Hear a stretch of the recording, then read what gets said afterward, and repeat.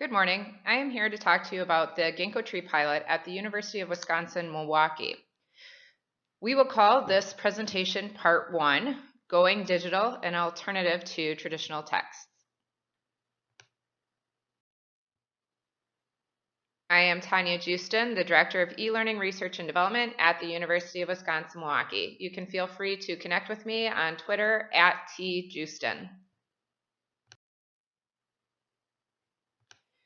So I think when a university or institution is looking for a technology to implement on their campus, that they must be strategic about that. So I don't believe in really identifying technologies that are cool or new and let's think about how we can use those on those campuses or on our campuses. Instead, I like to think about, okay, let's better understand what our needs are as a campus and or as instructors, and even our students' needs, and then think about, what technologies that we need to overcome and help, overcome our challenges and help meet those needs. And so first I'd like to talk about why we chose to pilot Ginkgotree. Okay.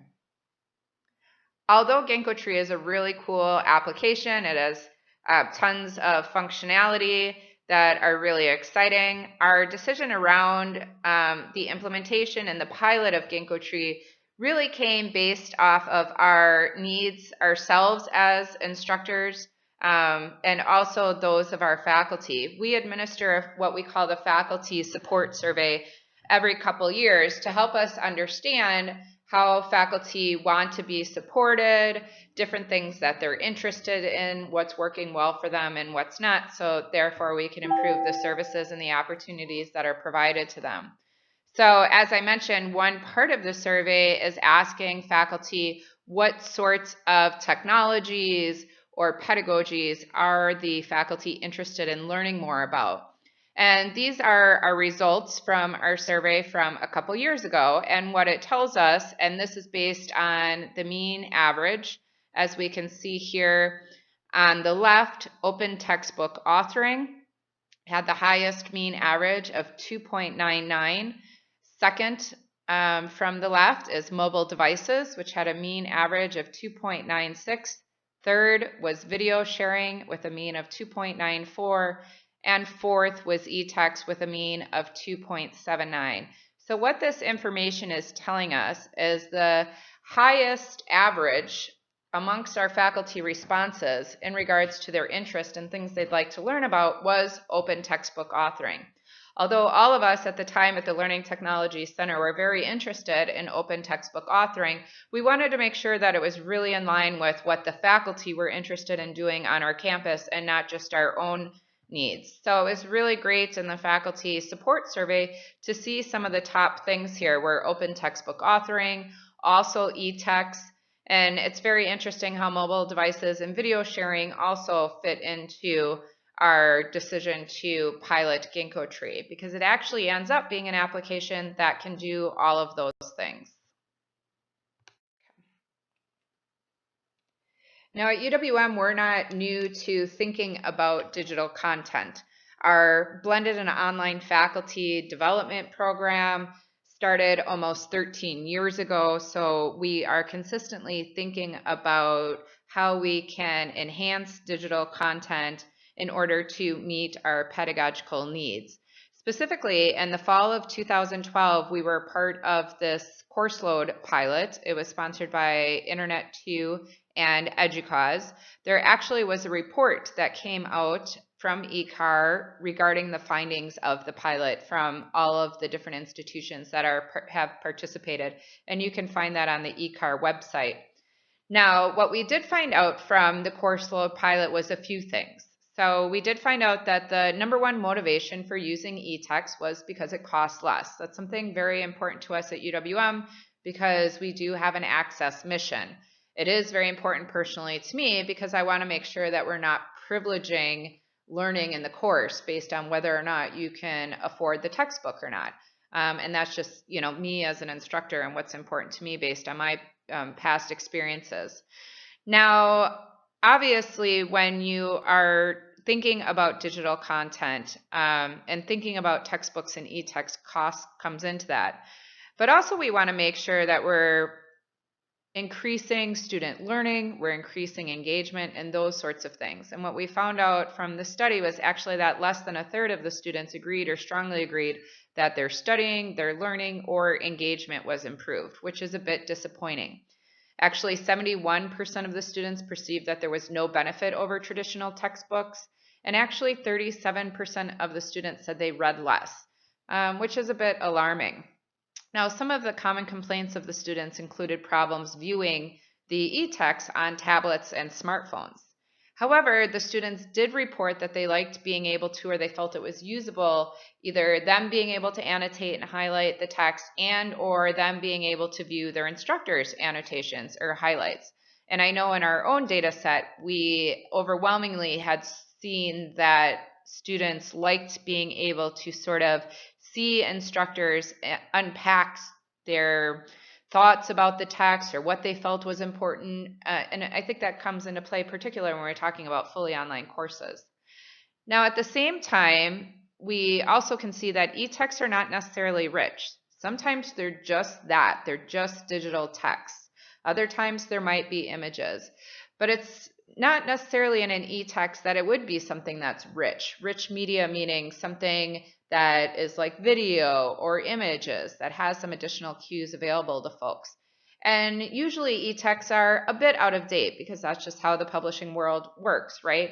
So you don't really have a lot of current content like maybe you would with web pages. In the study, they referred back to the eCar student survey, where actually students, 57% of them, had desired that instructors use OER more, and OER can provide things that are richer and more current, like videos and images and web pages and those sorts of things. So what we learned is that turning a text into a digital form is going to reduce costs, but may not have the same effect on engagement and learning as content that may be more rich, current, or interactive. Therefore, we needed something that was affordable. We needed something that allowed for the curation of OER. So we wanted something that's rich and current, that allowed sort of this curation or aggregation of video, of images, of web pages.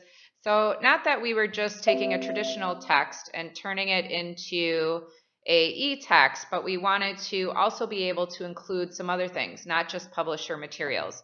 And with course load, it was just McGraw-Hill texts. It was the digital version of those. And so we wanted to make sure that we had something that was, had all of these different characteristics, but we also wanted to make sure that it was mobile, that it was accessible. As we saw, the students did not like necessarily the fact that they weren't able to read it on their tablets or their smartphones. We also needed something that was accessible. The NFB had some concerns about the accessibility of course load, so we wanted to make sure those things were in piece as well. We also wanted to make sure that it was something easy to use. And for us on our campus, the business model for course load didn't work. So it was business to business. So course load would more or less charge the institution.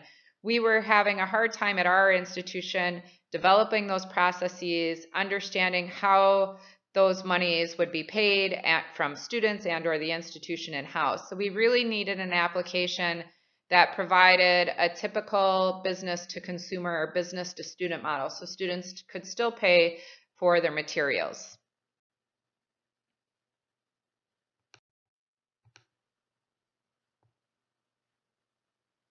So as I mentioned, we needed something that was affordable, that would reduce costs. We needed something that would allow for the curation of OER, so we could increase the use of OER by instructors. Therefore, we were able to provide potentially students with richer and current digital content. And so also we needed to make sure that it was mobile and it allowed for video sharing, because these were not only things that were important to our faculty that they were interested in, but also were things, the mobile issue was obviously important to the students. So we needed something for them to be able to view on their tablets or their smartphones.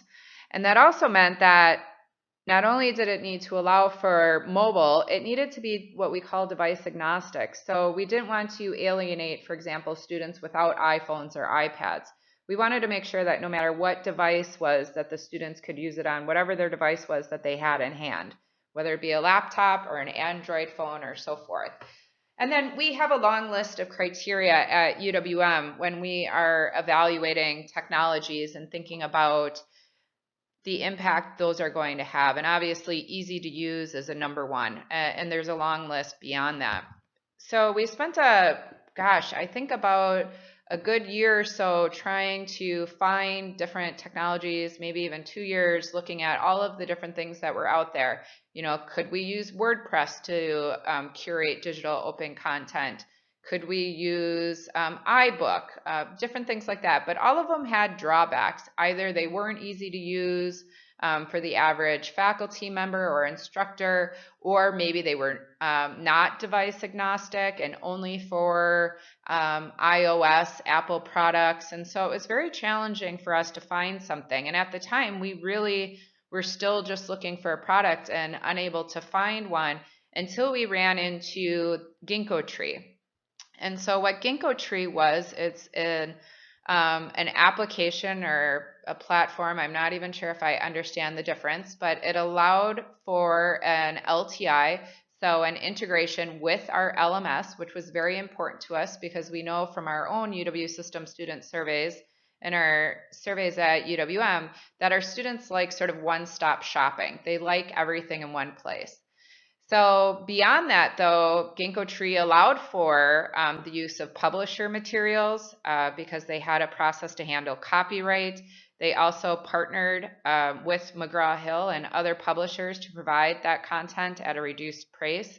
It allowed for the curation of OER, which was really fantastic. So instructors could bring in web pages, they could bring in YouTube videos, different things like that. They could also upload their own content, so their own documents that they had written or created, whether it be a Word doc or a PowerPoint. So there was no content that was inhibited, more or less, to be able to aggregate or bring into this application and share it with your students.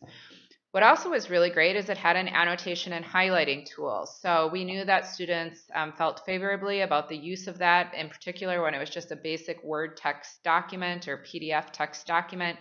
So Ginkgotree allowed for that functionality with our students. So you could insert a comment, highlight something, draw attention to it, or extend the discussion or have a discussion right there. There also is a discussion chat function. It is asynchronous and not threaded, but along with each piece of content that's presented in Ginkgotree. So functionally, this product had everything that we were looking for. Our team at UWM all watched a demo, and 100% of us agreed that we should move forward in piloting this tool. We did immediately start working with the vendor with a list of feature requests or things that we wanted to make sure that it had the capacity to do before we started this pilot in the fall of 2013. I should also mention we use Kaltura for video sharing, so we wanted to make sure that our current video storage systems and distribution systems again worked with Ginkgotree. So Ginkgotree was able to sort of blend with our current systems. It worked within Desire to Learn, and it worked with embedding using embed code from Kaltura for our existing videos. So we decided to go ahead and move along with the pilot in the fall of 2013.